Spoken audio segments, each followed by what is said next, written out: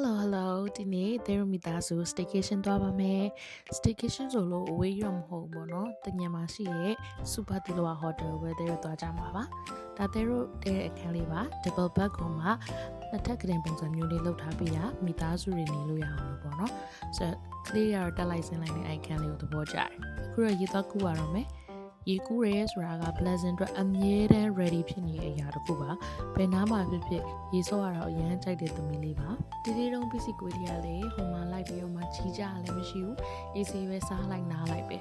ဂျပန်ဝတ်ဆောင်လေးနဲ့လည်းဓာတ်ပုံရိုက်လို့ရတယ်ဆိုလို့သွားရိုက်ကြသေးတယ်ပြီးတော့ကလေးတွေအပြင်မှာကားမောင်းလို့ရတယ်ဆိုလို့သမီးလေးနဲ့အတူတူကားတော့မောင်းကားမောင်းရင်းနဲ့ဒီလေးကိုစီးခိုင်းတာသူမစီးရဲဘူးအခုကဒါ hot spring ပေါ့နော်ရေနွေးလေးလည်းစိန်ခဲ့သေးတယ်ညနေစာရမှာတာရောက်ပြီဆိုပေမဲ့မစားခင်မှာကလေးတွေကသွားကစားတယ်အားရပါရသူ့ရဲ့ playground ထဲမှာကစားပြီးတဲ့ခါကျတော့သူတို့ bubble လေးလုပ်ပေးတယ်သူတို့